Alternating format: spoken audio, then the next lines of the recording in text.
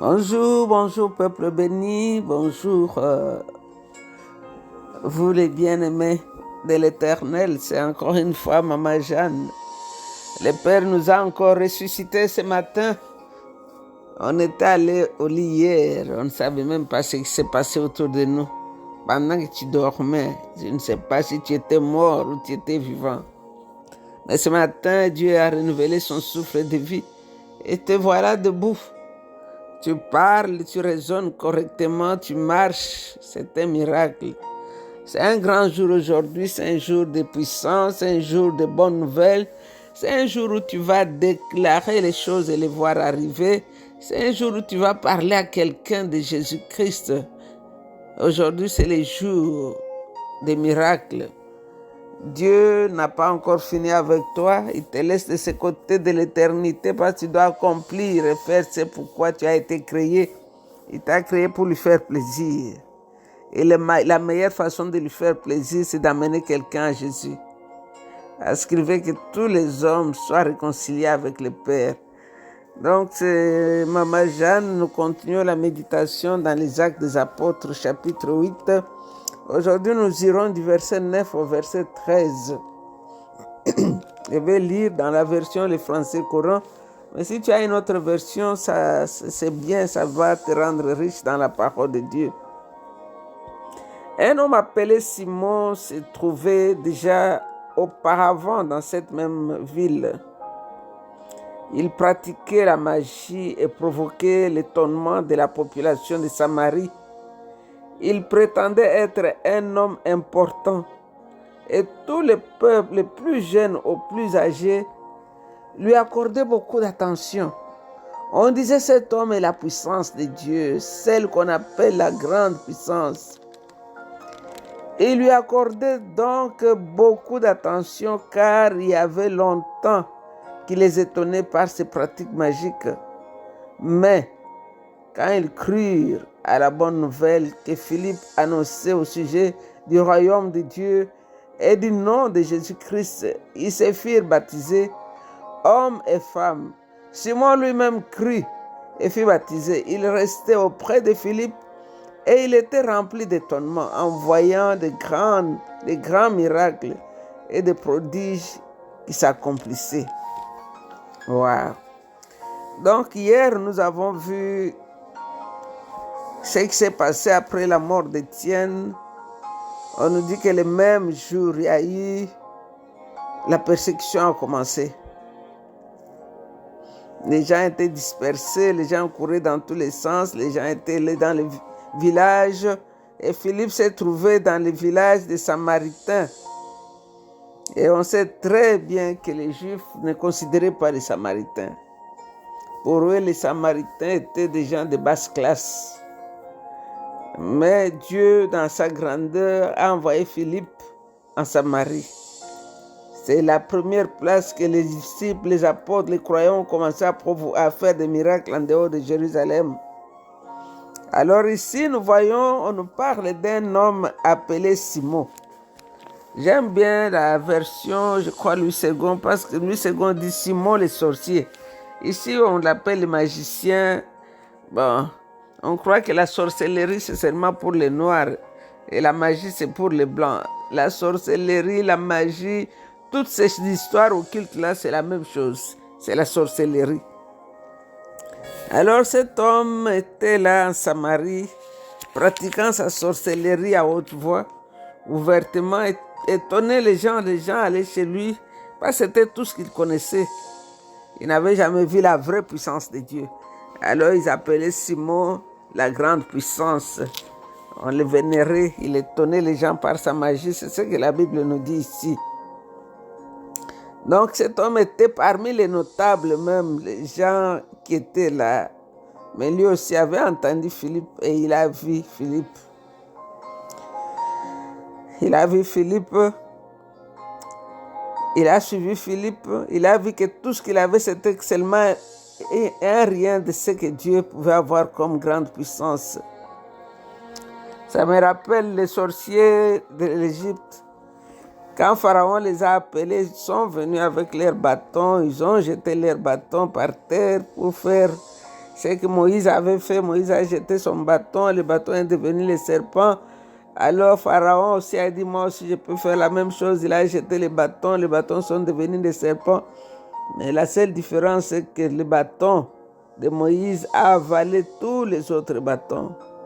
Donc la puissance que les enfants de Dieu ont, c'est une puissance qui avale d'autres puissances. Une puissance qu'on ne peut pas comparer avec toutes ces petites puissances-là. Donc Simon étonnait les gens par ses pratiques. Il prétendait être vraiment très important. Et les gens même étaient convaincus et l'appelaient la grande puissance de Dieu. Mais le verset 12 et le verset 13, on nous dit,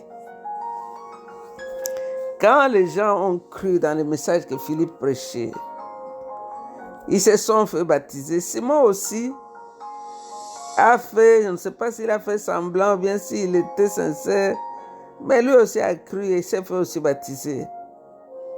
Et il a commencé à suivre Philippe partout. Parce qu'il était fasciné, il était dépassé par les miracles qui se produisaient par Philippe. Alors on voyait Simon partout, à côté de Philippe. Mais est-ce qu'il était né de nouveau? Ou bien il était seulement celui qui faisait, qui suivait, mais il n'avait pas possédé la vérité en lui? Parce que souvent on nous prêche qu'on est sauvé par le baptême. Quand on prend les gens, on les trempe dans l'eau et puis la personne dit qu'il est sauvé. Simon aussi était baptisé, mais il était resté incrédule dans son cœur.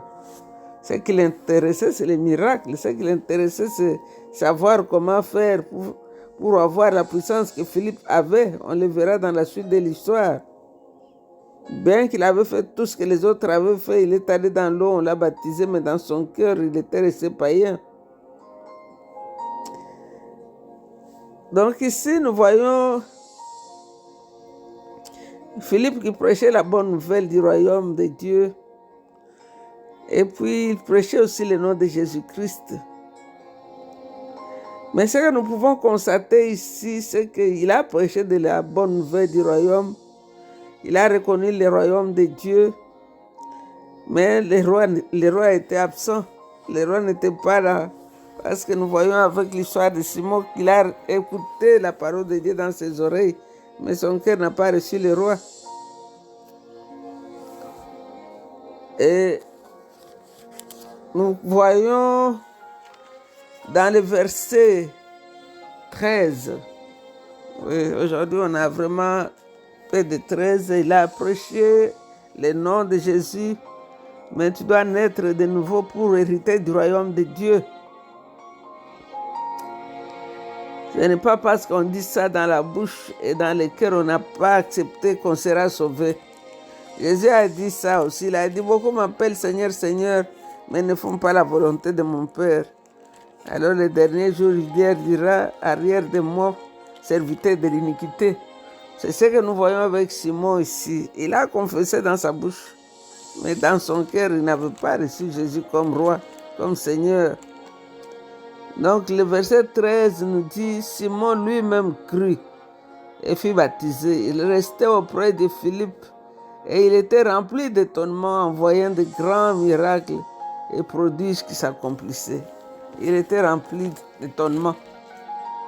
Donc il n'y avait pas la crainte révérentielle de Dieu dans son cœur. Il était seulement étonné.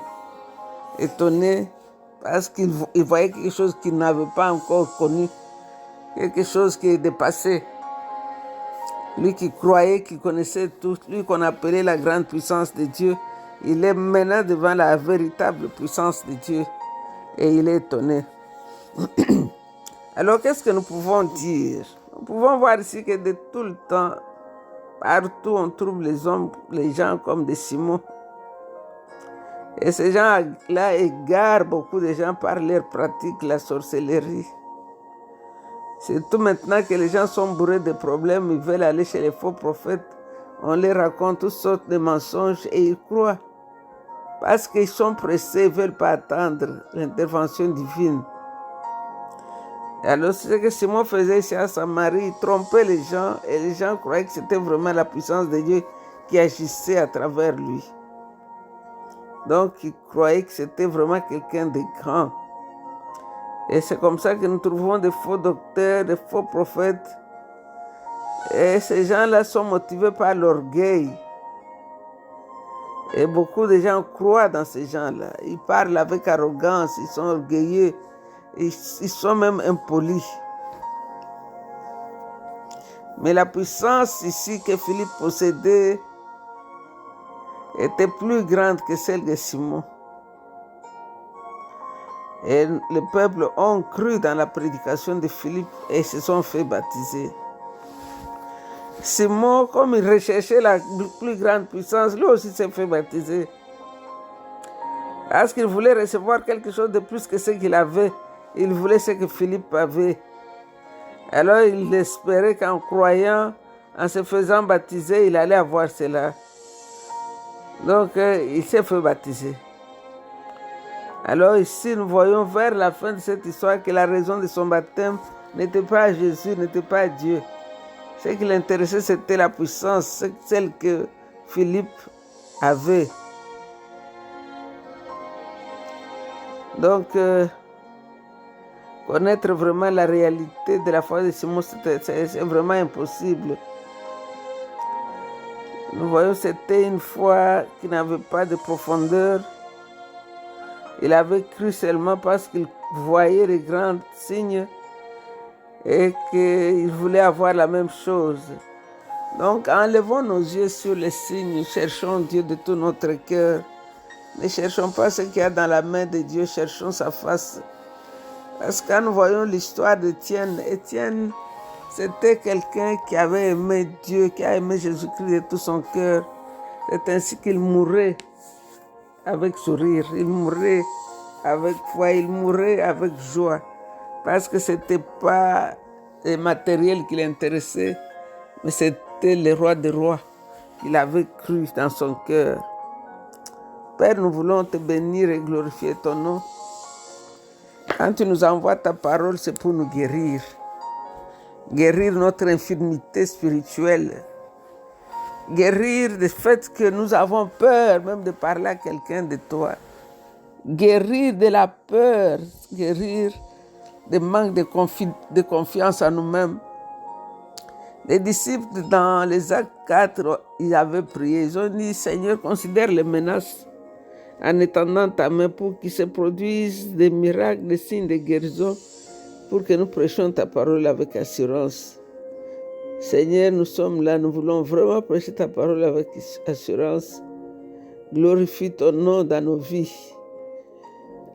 Glorifie ton nom dans nos vies, Seigneur, mais que ta puissance agissante, car tu as dit, voici les miracles qui vont accompagner ceux qui auront cru.